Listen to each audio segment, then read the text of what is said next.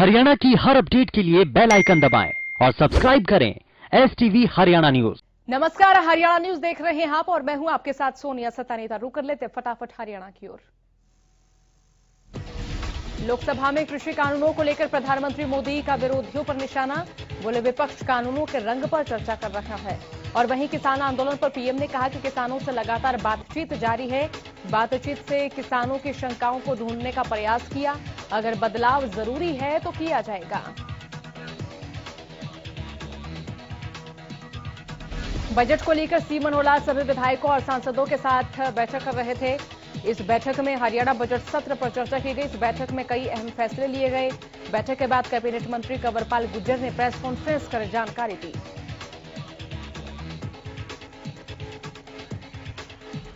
Press conference के दौरान जानकारी दी गई कि हरियाणा विधानसभा का बजट सत्र 5 मार्च से शुरू होगा। सीएम मनोहर लाल की अध्यक्षता में चंडीगढ़ सिविल सचिवालय में हुई मंत्रिमंडल बैठक में निर्णय लिया गया है। किसान आंदोलन के चलते मार्च में सत्र बुलाने का निर्णय लिया गया है। कैबिनेट मंत्री कंवरपाल गुर्जर ने कहा कि ओलंपिक खेलों में भाग लेने वाले खिलाड़ियों को अब तैयारियों के 5 लाख रुपए की अग्रिम राशि दी जाएगी। खेल नीति में प्रावधान कर इसकी अधिसूचना जल्द जारी की जाएगी।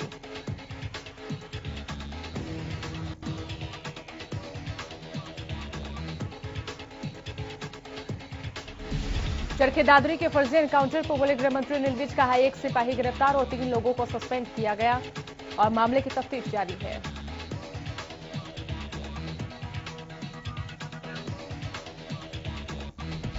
सिरसा नगर के विकास कार्यों के लिए विधायक गोपाल कांडा ने 22 करोड़ रुपए स्वीकृत करवाए।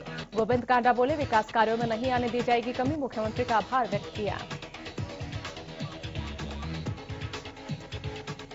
कृषि सुधार कानूनों के विरोध में दिल्ली की सीमाओं पर प्रदर्शन कर रहे किसानों का आंदोलन आज अपने 77वें दिन में प्रवेश कर चुका है। किसान लगातार अपनी मांगों को लेकर डटे हुए हैं और वहीं दिल्ली पुलिस ने आज भी सिंघू, टीकरी और गाजीपुर बॉर्डर बंद रखा, जिससे लोगों की आवाजाही में परेशानी हो रही है।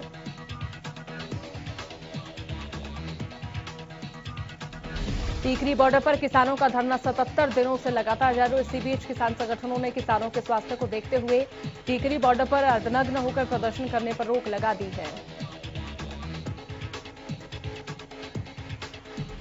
दरअसल किसान नेताओं ने अर्धनग्न होकर प्रदर्शन करने वाले किसानों को कपड़े पहनाए और किसानों के स्वास्थ्य को ध्यान में रखते हुए अर्धनग्न प्रदर्शन को रोकने का फैसला लिया।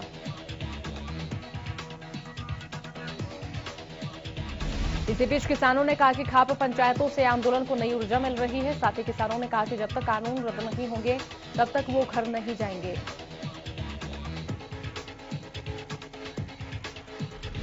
दिल्ली बॉर्डर पर किसानों की सहायता के लिए टोहाना से इमरजेंसी ब्रिगेड रवाना की गई। इस ब्रिगेड में युवा गाड़ियों के काफिले के साथ टीकरी बॉर्डर की ओर रवाना हुए हैं।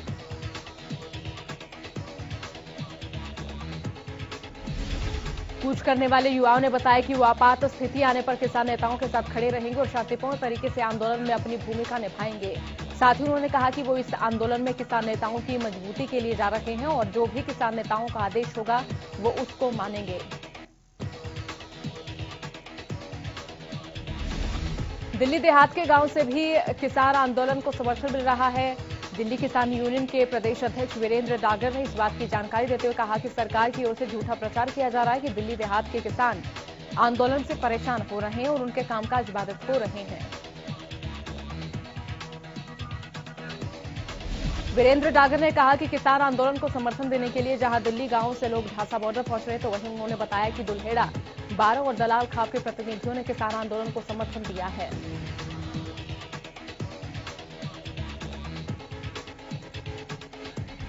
पलवल के नेशनल हाईवे 19 पर चल रहा किसानों का धरना 10वें दिन भी जारी रहा। किसान अपनी मांगों पर अड़े हैं तो उनका धरना भी दिन प्रतिदिन मजबूत होता जा रहा है। हर रोज धरना स्थल पर अलग अलग पालों के तंबुओं की संख्या बढ़ती ही जा रही है।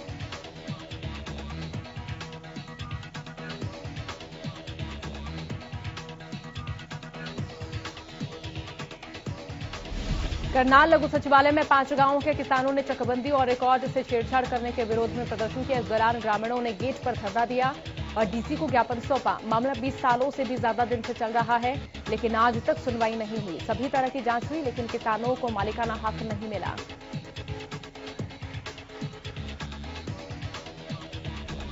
मिक्सोपैथी के विरोध में आईएमए का विरोध निरंतर जारी। आईएमए चिकित्सकों ने बुधवार को क्रमिक भूख हड़ताल की। इस दौरान उन्होंने कहा कि मिक्सोपैथी के बाद चिकित्सा को लेकर कई तरह के सवाल खड़े होंगे।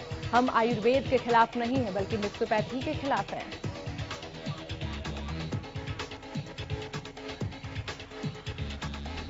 आईएमए चिकित्सकों ने कहा कि सरकार ने मिक्सोपैथी कानून के तहत आयुर्वेद चिकित्सकों को कुछ खास सर्जरी करने का अधिकार दिया। आईएमए किसी पैथी के खिलाफ नहीं है। मिक्सोपैथी के रूप में आयुर्वेद चिकित्सकों को ऐसा अधिकार देना आम व्यक्ति के स्वास्थ्य से खिलवाड़ होगा।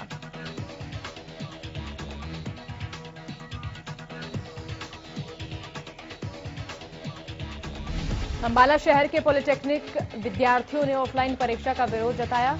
छात्रों ने पॉलिटेक्निक प्रशासन के खिलाफ नारेबाजी कर विरोध जताते हुए ऑनलाइन परीक्षा की मांग की।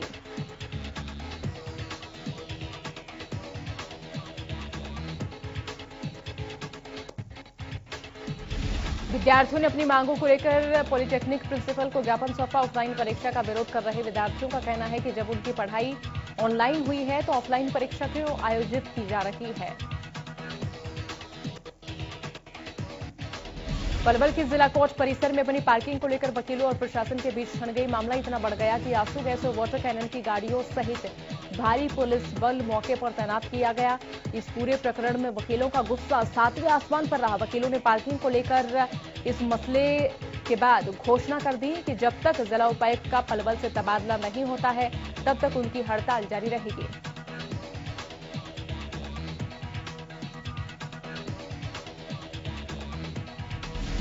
पटौदी में सड़क निर्माण कार्य में करप्शन का मामला सामने आया, जिसमें सड़कों को बिना रोड रोलर चलाए महज कागजों पर ठीक कर दिया गया। सिर्फ इतना ही नहीं, प्रदेश सरकार से उनका भुगतान भी करा लिया गया। इसका खुलासा आरटीआई में हुआ है।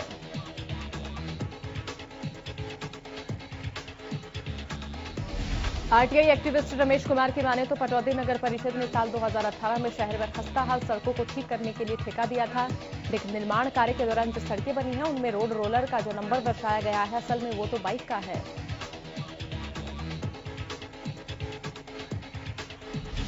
शिकायतकर्ता का कहना है कि मामला साफ तौर पर ठेकेदार और परिषद के अधिकारियों की मिलीभगत का लगता है। फिलहाल मामले में जांच जारी है और बीडीपीओ ब्लॉक समिति के चेयरमैन और अन्यों के खिलाफ मामला दर्ज करने के निर्देश दे दिए हैं।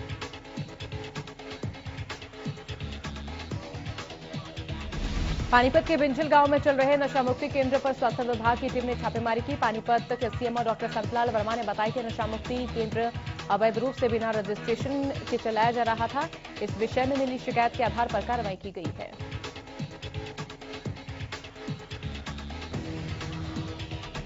सीएमओ संतलाल वर्मा के नेतृत्व में स्वास्थ्य विभाग की टीम और पुलिस टीम नशा मुक्ति केंद्र में पहुंची और शिकायत की पुष्टि के लिए रजिस्ट्रेशन संबंधित कागज मांगे। मौके पर मौजूद नशा मुक्ति केंद्र में काम करने वाले लोग कोई भी कागज पेश नहीं कर पाए।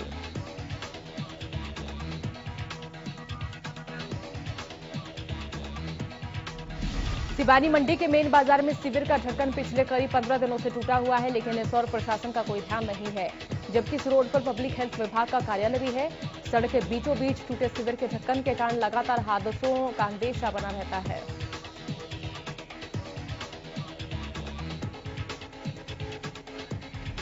इसी बीच स्थानीय लोगों का कहना है कि उन्होंने इस बात की शिकायत डीसी को भी की, लेकिन उनकी ओर से कोई एक्शन नहीं लिया गया। लोगों का कहना है कि जल्द समस्या का समाधान नहीं हुआ तो हम धरना देंगे।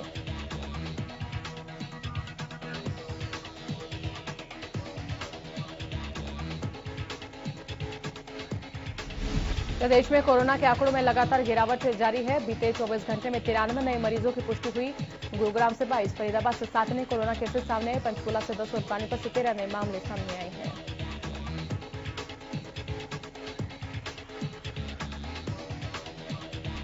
प्रदेश में अब तक 3033 मरीजों की मौत के मामले सामने आए। इसी के साथ हरियाणा में कुल 2,68,600 के सामने आ चुके हैं और एक दिन में 105 मरीजों ने कोरोना को मात दी। वहीं अब तक कुल 2,64,000 से ज्यादा कोरोना संक्रमित कोरोना से रिकवर होकर सकुशल घर लौट चुके हैं। कोरोना काल में कई ऐसे लोग रहे जिन्हें बेरोजगारी का दंश झेलना पड़ा। रेवेन्यू लॉस के कारण कई सरकारी दफ्तर से आउटसोर्सिंग कर्मचारियों को बाहर का रास्ता दिखाया गया, लेकिन गुरुग्राम नगर निगम में न ही सिर्फ कर्मचारियों को समय पर तनख्वाह दी गई, बल्कि किसी भी कर्मचारी को नौकरी से नहीं निकाला गया।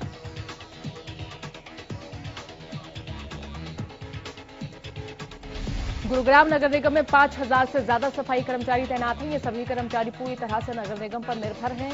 इन कर्मचारियों ने कोरोना जैसी आपदा में भी अपनी जान की परवाह न करते हुए दिन रात कार्य किया है।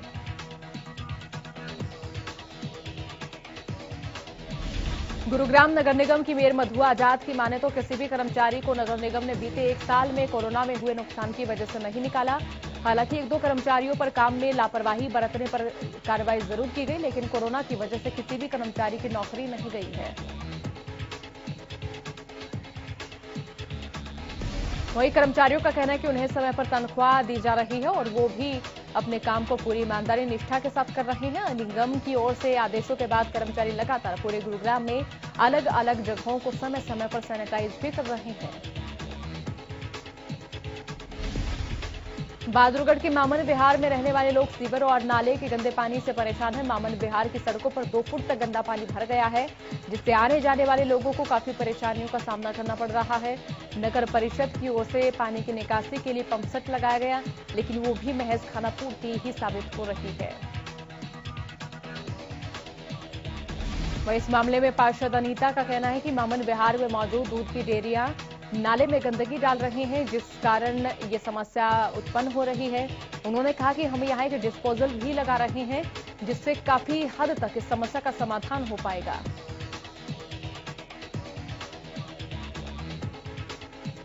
रेवाड़ी में नगर परिषद का एक और बड़ा कारनामा सामने आया, जहां नगर परिषद अधिकारियों ने शहर को स्मार्ट सिटी बनाने के नाम पर लाखों रुपए के अंडरग्राउंड डस्टबिन लगा दिए, लेकिन इन अंडरग्राउंड डस्टबिन को लेकर जैसे दावे किए गए थे उस हिसाब से इनका इस्तेमाल नहीं किया गया।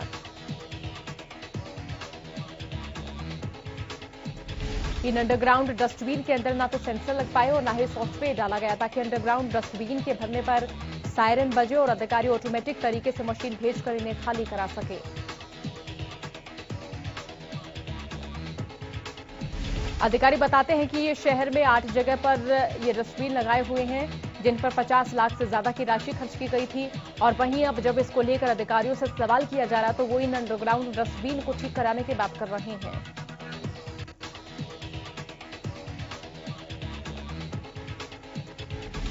पुन्हाना के नवनियुक्त डीएसपी शमशेर सिंह ने अपना कार्यभार संभालने के बाद प्रेस कॉन्फ्रेंस के दौरान उन्होंने कहा कि पुन्हाना को जनता और पुलिस की सहायता से अपराध मुक्त बनाए जाने पर जोर दिया जा रहा है। इसके साथ ही अब लंबित पड़े मामलों का भी जल्द से जल्द निपटारा किया जाएगा। डीएसपी ने सभी थाना प्रभारियों के साथ बैठक कर अपराध पर लगाम लगाने के लिए उन्हें जरूरी दिशा निर्देश भी दिए। लोक सचिवालय स्थित अपने कार्यालय पर पत्रकारों से बातचीत करते हुए डीएसपी शमशेर सिंह ने कहा कि क्षेत्र में अपराध पर लगाम लगाना ही मेरी पहली प्राथमिकता होगी।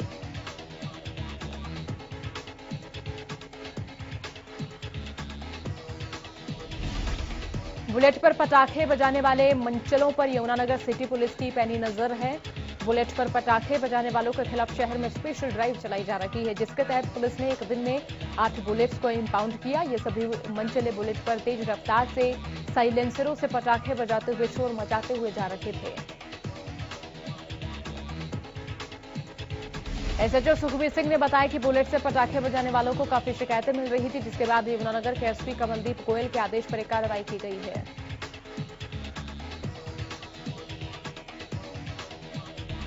तो वहीं पुलिस का कहना है कि आगे भी स्पेशल ड्राइव चलती रहेगी। एसएचओ सुखबीर सिंह ने बताया कि उनकी ओर से अभिभावकों से भी अपील की गई है कि वो नाबालिग बच्चों को मोटरसाइकिल न चलाने दें।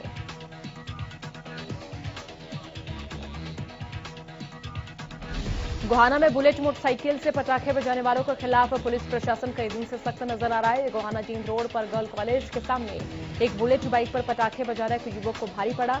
पुलिस ने इस मामले में संज्ञान लेते हुए युवक का 56,000 का चालान काटा।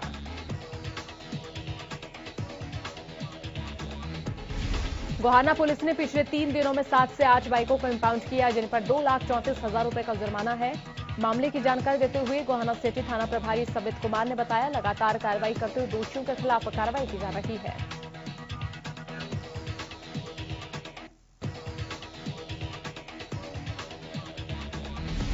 कैथल के 37 गांव में महाग्राम पुस्तकालय खोले जाएंगे। उच्च शिक्षा विभाग की ओर से जिले में ये महाग्राम पुस्तकालय उपमंडल और खंड स्तर पर खोले जाएंगे। ग्रामीणों को बेहतर शिक्षा देने के लक्ष्य से इन पुस्तकालयों को खोला जाएगा।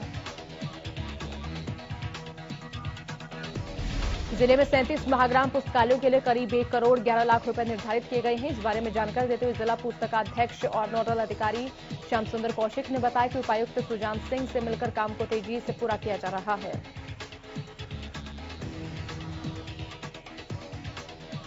उन्होंने बताया कि इन महाग्राम पुस्तकालयों में पढ़ाई करने वालों के लिए टेबल, अलमारी, कुर्सी, पंखे की व्यवस्था की जाएगी।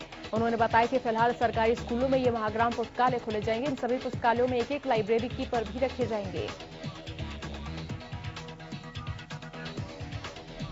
प्रदेश में लगातार बढ़ते साइबर क्राइम के संगीन मामलों के मद्देनजर बुधवार को रेवाड़ी में पहले साइबर क्राइम पुलिस स्टेशन का शुभारंभ किया गया, जिसका उद्घाटन साउथ रेंज के पुलिस महानिरीक्षक विकास अरोड़ा ने रिबन काटकर किया, जिससे पहले उन्हें गार्ड फोन भी दिया गया।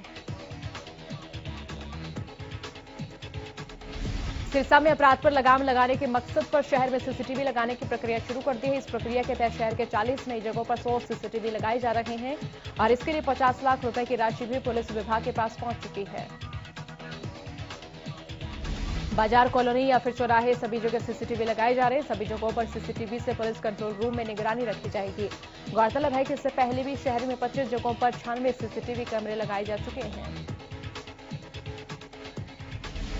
सीएम फ्लाइंग ने बुधवार को हांसी में खाद, बीज और कीटनाशक बेचने वाले 5 जगहों पर छापेमारी कार्रवाई की।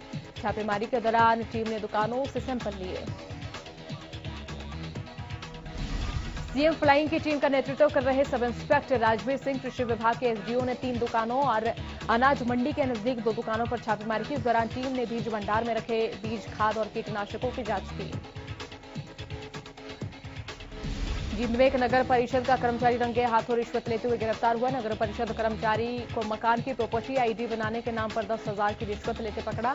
पीड़ित शख्स ने बताया कि वो कर्मचारी को पहले 7,500 रुपए दे चुका है और अब 2,500 रुपए देने बाकी थे।